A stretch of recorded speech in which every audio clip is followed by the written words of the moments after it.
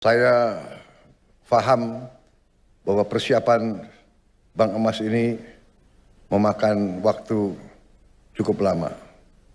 Kalau tidak salah, lebih dari 4 tahun. Takdir saya bahwa saya yang resmikan.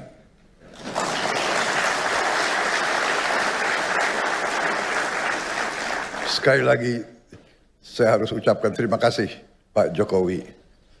Seharusnya tolong Seskap ya, kalau ada program yang jasanya pemerintah sebelumnya banyak, presiden sebelumnya harus dihadirkan juga.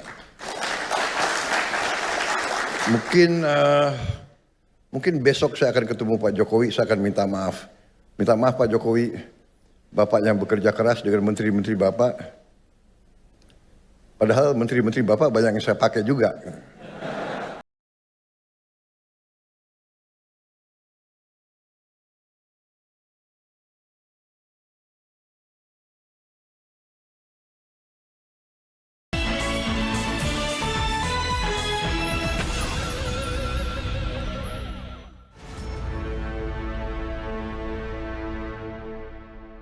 Assalamualaikum warahmatullahi wabarakatuh. Apa kabar? Saya Hersun Arif dari Forum News Network.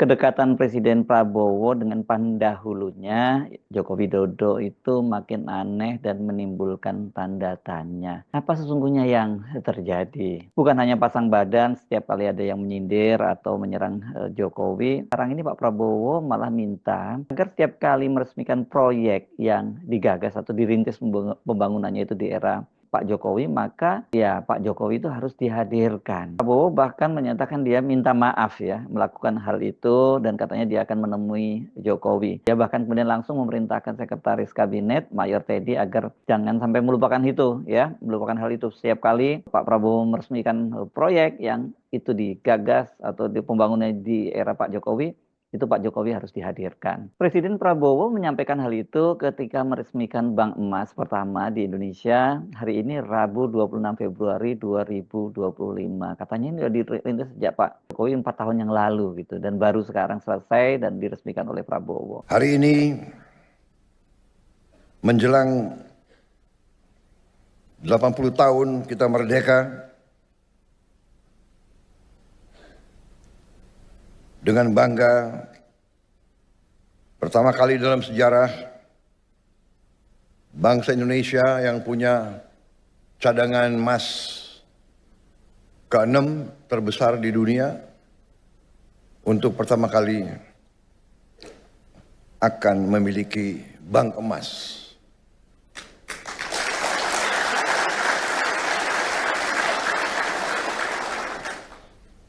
Saya ucapkan terima kasih atas semua pihak yang telah bekerja keras untuk mencapai hari ini. Saya paham bahwa persiapan Bank Emas ini memakan waktu cukup lama. Kalau tidak salah, lebih dari 4 tahun. Takdir saya bahwa saya yang resmikan.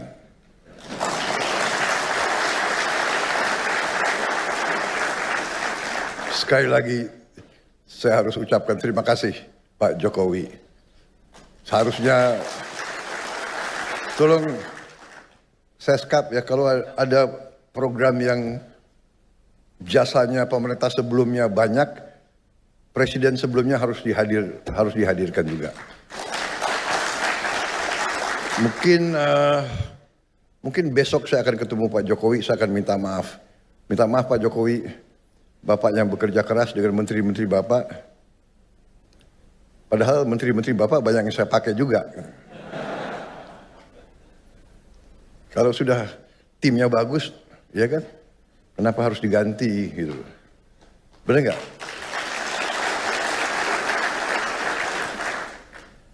Manajer boleh diganti. Kalau timnya pemainnya masih bagus ya dipakai terus. Asal kuat gitu. Kan begitu. Ya, kalau nggak kuat ya boleh mundur. Ya. Tapi kayaknya masih kuat nih, ya kan?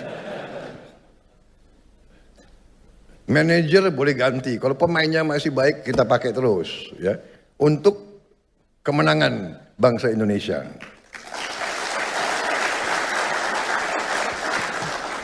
Ini kayaknya berkahnya banyak ya aku dapat ya. Baru belum 200 hari aku ya. Tapi kok peresmiannya banyak yang bagus-bagus ini. Terima kasih para menteri dan mereka yang bekerja. Memang tidak ada yang salah apalagi melanggar hukum dengan keinginan Pak Prabowo itu. Hanya saja ini tidak lazim. Tetapi dalam kasus hubungannya Pak Prabowo dengan Pak Jokowi ini memang ada persoalan yang jauh lebih serius. Ya ini kenapa? Karena banyaknya tuntutan dari koalisi masyarakat sipil, dari mahasiswa agar Pak Jokowi itu diadili karena banyak sekali kasus-kasus pelanggaran hukum maupun korupsi yang pernah terjadi di era Pak Jokowi dan itu melibatkan Pak Jokowi dan keluarganya. Sesungguhnya soal ini ya, soal presiden menggagas proyek dan sebagainya itu kan sudah menjadi kewajiban ya. Dia harus menggagas, merintis dan bahkan mewujudkan berbagai proyek yang dibutuhkan oleh rakyat Indonesia termasuk soal infrastruktur. Beberapa proyek diantaranya itu dipastikan tidak akan selesai di era masa jabatannya. Bahkan sekalipun masa jabatannya sampai 2 periode seperti Jokowi. Ada kan beberapa proyek yang anggarannya bersifat multi years atau mungkin digagas menjelang akhir masa jabatannya gitu ya. Sebagai contoh ini kalau kita mau menggunakan yang sekarang ini contoh nyatanya adalah pembangunan ibu kota negara Nusantara yang digagas oleh Pak Jokowi itu kan diperkirakan kalau anggarannya tersedia baru akan selesai 25 sampai 30 tahun mendatang. Sebagai konsekuensinya kemungkinan proyek tersebut ya akan selesai di era beberapa presiden berikutnya termasuk bahkan jika Gibran sekalipun yang menjadi presiden. Mungkin kalau dia berhasil mewujudkan mungkin baru selesai pada Jan Etes kalau misalnya Jan Etes itu juga maju sebagai calon presiden nantinya. Jokowi yang menggantikan SBY itu kan juga setidaknya meresmikan sejumlah proyek besar yang digagas dan pembangunannya itu dimulai di era SBY. Soal ini juga pernah disinggung oleh AHY, Agus Harimurti Yudhoyono itu dalam pidatonya di Rapimnas Partai Demokrat pada tanggal 15 September tahun 2022. Pada waktu itu AHY mengklaim bahwa berbagai proyek pembangunan infrastruktur yang diresmikan oleh Presiden Jokowi banyak yang sudah direncanakan, dipersiapkan dan dialokasikan anggarannya di saat SBY masih menjabat. Bahkan kata AHY beberapa proyek sudah masuk tahap pembangunan dan sudah berjalan 70% bahkan 90%. Jadi kalau pada waktu itu istilahnya AHY itu ini proyeknya tinggal gunting pita. Tahun gunting pita, kira-kira masuk akal nggak kata AHY? Itu namanya claiming, sesuatu yang kadang-kadang saya speechless juga menyatakannya ya. Tapi kenapa sih tidak kemudian mengatakan terima kasih telah diletakkan landasan dan telah dibangun 70 hingga 80%. Nah kalau dalam soal ini saya kira kita sepakat ya kalau misalnya proyek-proyek yang digagas oleh presiden sebelumnya kemudian diklaim sebagai keberhasilan. Katakanlah kalau Pak Prabowo tadi mengklaim bahwa ini adalah keberhasilan saya hanya dalam waktu tidak lebih dari 100 hari sudah bisa meresmikan proyek ini. Nah, itu nggak boleh ya. Tapi kan Pak Prabowo sudah menyatakan itu di terima kasihnya ya kepada Pak Jokowi. Dengan begitu dia bisa meresmikan beberapa proyek walaupun dia masih belum sampai 200 hari masa kerjanya. Nah, kalau dalam kasus misalnya seperti AHY tadi dia juga nggak boleh protes kalau kemudian yang meresmikan Pak Jokowi. Tapi kalau diklaim oleh Pak Jokowi itu ya nggak boleh. Itu nggak etis lah ya. Adabnya nggak bagus lah gitu. Apa saja proyek infrastruktur yang diresmikan Jokowi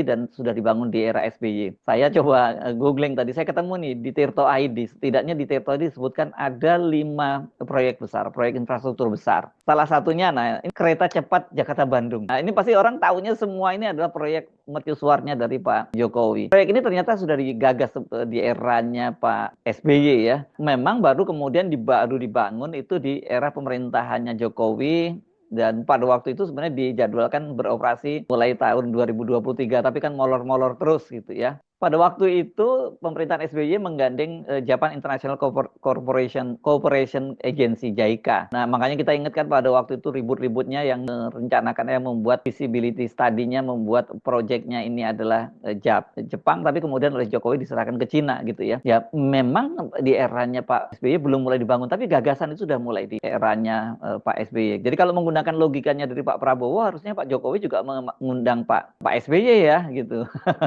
Ketika meresmikan proyek kereta cepat kan kemarin nggak kan ini semua dinisbahkan kepada Pak Jokowi gitu ya. Jadi ini proyek yang diresmikan oleh Pak Jokowi. Ya karena memang eranya Pak SBY hanya baru gagasan belum sampai pembangunannya. Kemudian apalagi ini pembangunan tol Trans Sumatera gitu. Itu ternyata masuk dalam Master Plan Percepatan dan Perluasan Pembangunan Ekonomi Indonesia MP3EI yang dirancang di era kepemimpinan SBY. Pada waktu itu kan MP3EI ini menetapkan 6 koridor, ya 6 koridor pembangunan termasuk koridor Sumatera. Koridornya itu antara lain koridor Jawa, koridor Kalimantan, koridor Sulawesi, koridor Bali Nusa Tenggara, dan koridor Papua Kepulauan Maluku. Nah, untuk di Sumatera ada 3 proyek yang dicanangkan pembangunannya itu. Pada waktu itu Menteri Koordinator Perekonomiannya yakni Pak Khairul Tanjung. Ketiga proyek itu termasuk jalan tol Trans Sumatera, transmisi 500 kV Sumatera, dan transmisi HVDC interkoneksi Sumatera Jawa. Namun belum sempat proyek tersebut diselesaikan, era kepemimpinan SBY sudah berakhir dan kemudian SBY menitipkan sisa proyek tersebut kepada Jokowi sebagai Presiden terpilih 2014. Pak SBY pada waktu secara eksplisit menyatakan menitipkan kepada Pak Jokowi. Saya titip kepada Pak Jokowi, Presiden kita mendatang, apa yang telah kami capai dalam kerangka pembangunan MP3EI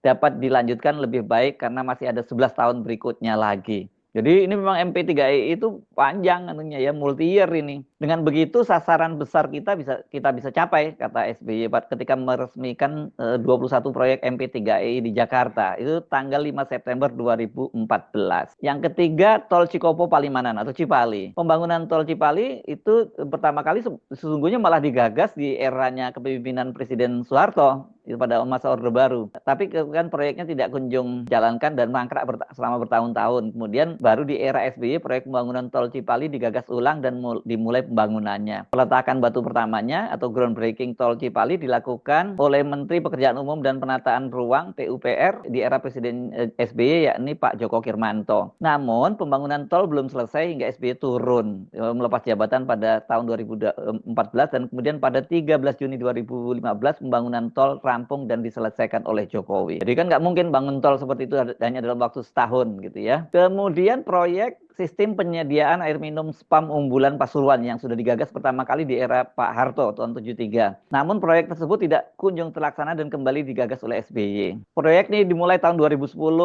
dan kemudian di prakualifikasi itu tahun 2011. Pembangunannya belum selesai sampai di era SBY dan kemudian dilanjutkan di era Jokowi. Dari situ kemudian ini proyek itu baru selesai pada Maret 2021. Yang kelima, ini pelabuhan tambahan ya di Jawa Barat, ini Patimban itu ya. Pemerintahan SBY rencananya membangun pelabuhan di Cimalaya, Karawang, Jawa Barat. Kemudian proyek tersebut dibatalkan oleh Pak Wakil Presiden kala itu Yusuf Kala karena beberapa pertimbangan. Salah satu kendala dari pembangunan pelabuhan Patimban adalah berisiko mengganggu kabel bawah laut milik PT PLN. Setelah dibatalkan di era SBY, proyek pembangunan pelabuhan kembali digagas oleh Jokowi dengan pemindahan lokasi yaitu di Patimban, Subang, Jawa Barat. Jadi memang seperti itu ya, harusnya biasa-biasa saja, nggak perlu baper juga. Misalnya AHY juga nggak perlu baper, tapi kalau memang tidak disebut sama sekali kemudian diklaim itu juga nggak tepat gitu ya, tanpa menyebut jasa dari para pendahulunya. Jadi ini babnya soal etika saja gitu ya. Makanya saya juga jadi heran dan aneh. Kenapa kemudian sampai Pak Prabowo menyatakan dia akan menemui Pak Jokowi dan minta maaf karena Jokowi yang merintis dan dia yang meresmikan. Apalagi kemudian meminta agar kepada Sekap Teddy agar Pak Jokowi itu harus selalu dihadirkan. Ini saya kira sangat berlebihan ya. Apalagi Pak Prabowo juga sudah mengakui bahwa dia kebagian enaknya tinggal meresmikan. Saya kira itu sudah cukup lah seperti itu ya. Dia sudah menghormati pendahulunya dan secara proporsional meletakkan jabatan. Nggak dia klaim kok itu gitu ya. Memang ini kalau kita melihat hubungan Pak Prabowo dengan Jokowi itu sekarang ini orang menjadi bertanya-tanya mengapa kok Pak Prabowo selalu terkesan sangat melindungi bahkan pasang badan gitu ya setiap kali ada yang menyoal soal perilaku politik Pak Jokowi yang masih terus cawe-cawe. Bahkan seperti dalam konten sebelumnya saya sebut Pak Prabowo itu sampai menyatakan itu di depan kongresnya Partai Demokrat. Padahal kan sebenarnya yang sebelumnya menyinggung soal cawe-cawe itu adalah Pak SBY ya sampai 2 kali. Begitu juga Pak Prabowo juga pasang badan ya ketika mahasiswa kemudian masyarakat sipil itu menuntut Pak Jokowi diadili karena melakukan pelanggaran, banyak melakukan pelanggaran, Pak Prabowo malah meneriakkan kata hidup Jokowi dan menyatakan bahwa dia bisa menjadi presiden itu ya karena didukung oleh Jokowi. Dengan ingin terus menghadirkan Jokowi, ini kan selain seperti nantangin aspirasi dari rakyat, Pak Prabowo itu juga akan sangat terkesan bahwa dia benar-benar itu masih dikendalikan atau setidaknya dalam bayang-bayang pemerintahan Jokowi. Jadi percuma Pak Prabowo kemudian membantah bahwa saya nggak dikendalikan oleh Jokowi, tapi kemudian Pak Prabowo sendiri ngaku bahwa dia minta dicawe-cawe. Apa sesungguhnya yang terjadi pada Pak Prabowo? Ini pasti banyak yang bertanya-tanya gitu ya. Kok kenapa sih dia sampai nggak cukup hanya pasang badan menolak tuduhan Jokowi cawe-cawe, meneriakan hidup Jokowi, dan sekarang ini mau Jokowi selalu dihadirkan. Ya ini buat Pak Jokowi ini kesempatan untuk terus tampil di muka publik, karena padahal selama ini kan Pak Jokowi sendiri tadinya katanya kalau dia udah pensiun dia mau pulang ke Solo, pulang kampung jadi aktivis lingkungan. Tapi kan belakangan dia sangat terkesan dia selalu ingin tampil di media dengan melakukan berbagai aktivitas di seputaran Jawa Tengah yang disebut oleh netizen sebagai main presiden-presidenan. Saya Hersunu Arif dari Forum News Network. Sampai jumpa lagi. Wassalamualaikum warahmatullahi wabarakatuh.